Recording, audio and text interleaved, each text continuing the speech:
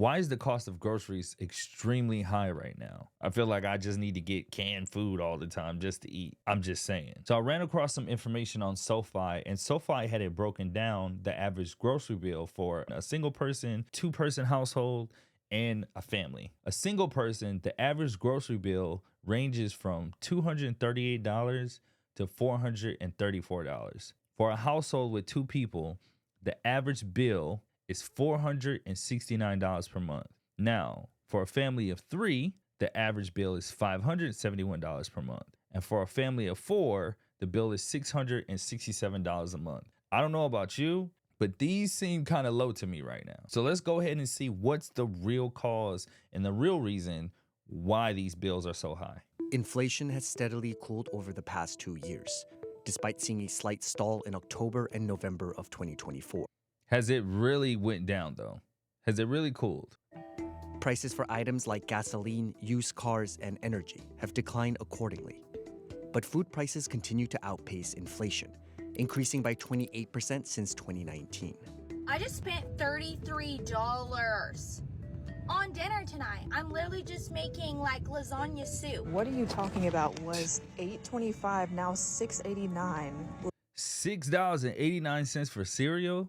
I don't care how much money I got and don't have. I'm telling you, I still be getting the generic brand of cereal. My kids don't like it, but I'm telling them, like, I'm not about to spend $8 on some Captain Crunch. Like, I'm not about to do it. I'm sorry. I'm just not about to do it. This is some amazing deal. That's For crazy. 4 chicken breasts, $10 to $11. 86% of consumers reported feeling frustrated with rising grocery prices. Of course. And over a third said they have resorted to buying fewer items to save money. That's one of the real Now, question, actually buying less groceries, do you in return spend less or do you spend more? Because I know when I buy a big bulk, right, it keeps me away from the grocery store. When I buy in small portions, usually we have that, it's gone in about 3 or 4 days. Then I got to go out and shop again. And every time I go into a grocery store, I have a list, but we'll end up getting things that are not on that list. So in your opinion, let me know in the comments, do you spend more money when you shop in little portions or bigger portions? I'm definitely spending more money when I go a few times a week. people have of their cost of living, because it's an important aspect of their cost of living. And it's something that we have a lot of exposure to. We go to the grocery store, we pick up the different products, we look at the prices. So why are grocery prices still so high? And what can be done to bring the costs down? I don't know. Don't say tariffs either. I definitely don't know. Like any other business, food processors, manufacturers, and retailers face various operating costs to get food from the farm to the grocery aisle. These costs play a key role in how products are priced. Just 15.9 cents for every dollar spent on food goes to the farm that actually produced it. There's so much more that goes into the cost of our food than just the actual food itself. There's a lot that goes into the producing it, moving it around, the transportation, the marketing, getting it on the shelves. It's not just the food. It's all of the inputs that go into it. Unexpected global events set the stage for a sudden rise in food costs. It was a global pandemic. There were disruptions all around the world in terms of production. At the same time that you just have this unexpected, unprecedented wave of demand, that is a recipe for it to really break down and you to go into the grocery store and see empty shelves, or go into the grocery store and see really higher prices. Then in 2022, you had Russia invade Ukraine. That caused huge shocks to agricultural commodity prices, especially wheat. Well, this starts feeding back on itself, because what it does is it makes, let's say, animal food more expensive for cows, pigs, chickens, etc. The surge in inflation added more pressure on food manufacturers and retailers. All the costs that are incurred after the farm, it's all the processing costs, the energy costs, the wage costs, all these things contributed to much, much higher prices. And these all were rising from about mid-21 onward, and they continue to rise. Really what you've had experienced since 2021 is sort of this massive, what we call cost pass-through that has occurred. The idea of cost pass-through is just, imagine I'm a manufacturer, I'm producing an item, and let's say it's a case of product, it costs me $10. I may turn around and sell that for, let's say, $18. Let's say my costs go up 20%. Now all of a sudden that means I'm paying $12 for, this product, or I'm incurring a $12 cost to make it. At minimum, I have to now charge $20. Right. But likely I'm going to charge a little bit more than $20 because I have to protect what we call my gross margin rate. Mm-hmm. That goes to the wholesale. Well, the wholesaler is now seeing a $2.50 increase. They not only have to raise their selling price by $2.50, but they may raise it by $2.75 to the grocery store. The grocery store now sees $2.75 of greater cost. So they may end up charging $3 more overall because everybody's trying to protect their margin as we move through the supply chain. Operating costs for food manufacturers reached a peak during the fourth quarter of 2022, seeing a nearly 19% increase compared to 5 years prior.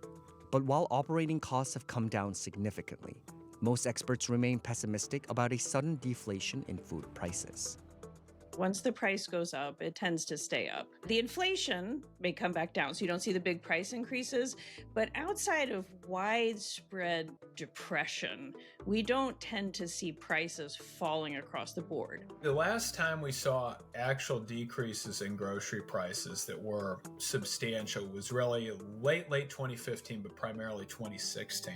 It's important to remember that year saw a very sharp drop in oil prices. Yeah. And also commodity prices came down further. And so you really have sort of a unique set of circumstances that caused actual deflation in food prices in 2016.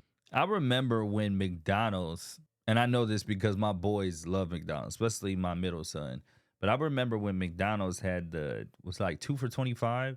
You could get like a double cheeseburger and some fries for $2.25 or something like that, right? Now they don't even have that anymore. Everybody's getting hit by these pricing increase. There's some categories where we've seen prices come up and down. Eggs are a good example. Like they did $2.99. There's no eggs $2.99 right now.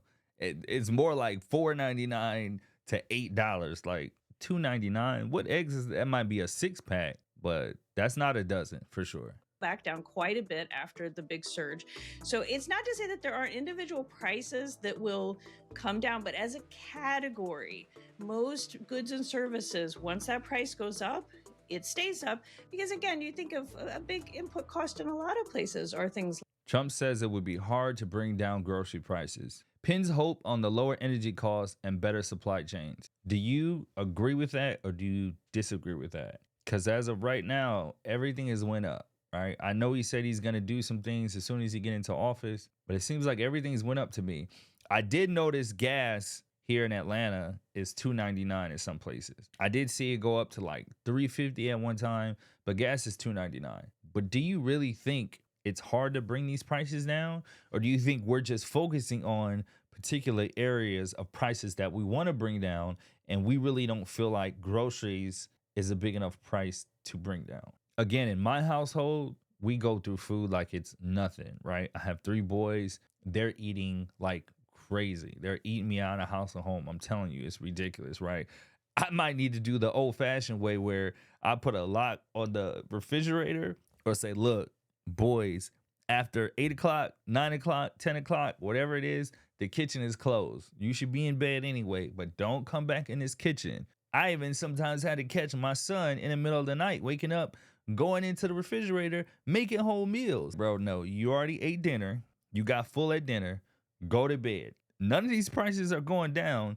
You need to go to bed. Stop going in that refrigerator. Wages or building costs, things that would be difficult to then reverse. You just don't keep increasing them at the same pace. In recent years, there's been another popular theory behind the rising cost absolutely, of price groceries. gouging.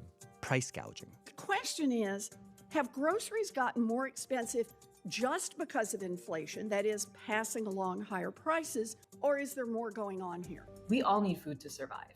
No matter what the price is, what that has meant over the last couple of years is that retailers have been able to take advantage of this. 63% of Americans surveyed in 2024 blamed price increases on large corporations taking advantage of inflation. Corporate profits accounted for well over 40% of inflation between the end of 2019 and mid-2022.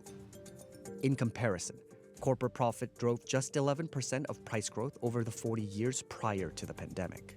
A report from Groundwork Collaborative also revealed that some of the largest food corporations have openly discussed their ability to keep prices high, even as inflation cools down. The other thing to remember in all of this that we've talked about many times is our grocery products pricing is very sticky. And so the pricing that we've taken and that we're in the midst of executing the additional price increase, that pricing will by and large sustain.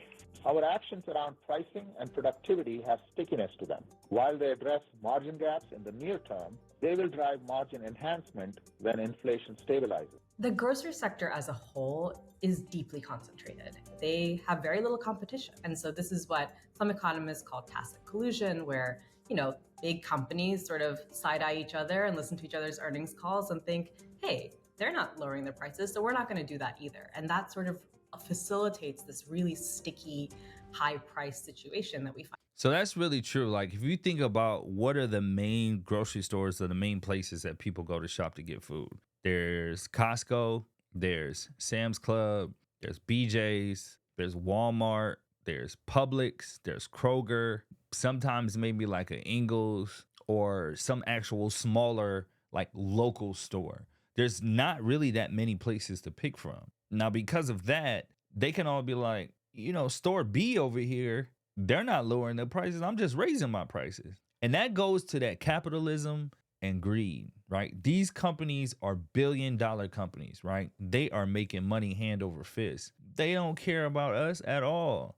They know we don't want to drive an extra 20, 30 minutes, so I'm just going to raise up them prices $1 to $5. What they going to do? Drive an extra 30 minutes? They don't want to do that. So we're just going to raise these prices, and you as the consumer, you got to deal with it. That's how it goes. I'm telling you, man, it's just greed. It's straight greed. It's greed. A report from the U.S. Department of Agriculture revealed a significant increase in market concentration within the food sector over the past 40 years. Between 2018 and 2020, just two seed companies controlled 72% of corn acres and 66% of soybean acres. Two companies. Most metropolitan areas saw just 5 to 6 store chains accounting for most of the supermarket That's sales. what I was just saying. But some economists remain skeptical about whether real price gouging is happening within the food sector. Do y'all believe that at all? Costs, more families are dipping into their savings or relying on their credit cards, buy now, pay later programs, or even payday loans to pay for their groceries.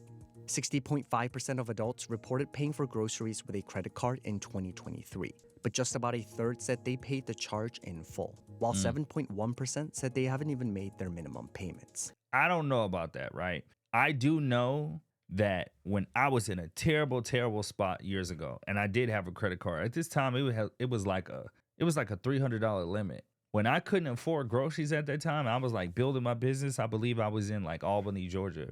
I was swiping that credit card for everything. I'm just going to be honest with you. I was swiping it for everything. And not once did when I swiped that credit card for groceries, did I go ahead and pay that balance in full. But one of the worst things is putting a credit card in somebody's hand when they can't afford groceries. It's a good thing as far as allowing them to be able to get groceries and feed their family. But it's a bad thing as far as debt, because these prices are just so up. Everybody always thinks, hey, I'm just going to put it on the card and I'll pay it off later. But in reality, that does not happen, right? There's a lot of people that are not paying that minimum balance too as well. They're just letting it go. So not having enough money to pay for groceries and then having credit cards with already debt already, that's just a bad combination. I've been there, man. I'm telling you, that's a bad combination to have. It means that people are going to desperate lengths to buy something that is just essential. In 2023, U.S. consumers spent an average of 11.2% of their disposable income on food, with an average family spending about $3,187 for food at home per year. I can sit here and say that food expenditures are small relative to the income that most households make, but for poorer families, that's not the case. I don't believe that. That's not, I don't believe that at all. Low-income households spent an average of 32.6% of their after-tax income on food. Wow. Compared to just 8.1% for households earning that. So it's saying the lower income households spend 32.6% of their income on food. and the higher income households spend 8.1%. So I can see that if they're actually making more money, it seems like they're spending less on groceries. I can see that, but that's still a crazy stat. If you're a low-income family, you have to spend on the essentials, right? There may not Correct. be much left after that. So as a result, what that means is that when prices for essentials rise, when prices for groceries rise, that really hits low-income folks the hardest. Yeah. During the pandemic, there were some extra programs that were put in place to really help people kind of beef up those benefits during the pandemic, and those have expired, but they did give an example of how we can strengthen those kind of programs. So if we're really all fired up about how expensive Dang. food prices are and we're worried about people being left behind, we do have public policies that we can shore up to help people who really are getting hit hard by those higher prices. Other policies could help prevent prices from rising too much or help Americans better cope with higher prices. Improving access to guest worker visas and making that program more efficient so that farmers can get more labor in order to make sure products can be supplied smoothly. Wages keeping up is really important, and we should definitely put in more reforms and structure to make sure that wages do continue to rise. Wages are not going up. Some places, the minimum wage is still $7. How can anybody live off that? So if you can't afford to live, you can't afford groceries, you need to make more money. But if you're only making $7 an hour, like I feel for you if you're making that. It's hard, man. I'm telling you, it is extremely, extremely hard. But that minimum wage and these companies are not finna start, cashing out or dishing out more money to us. It's just not gonna happen, right? They're all about profit and that bottom line.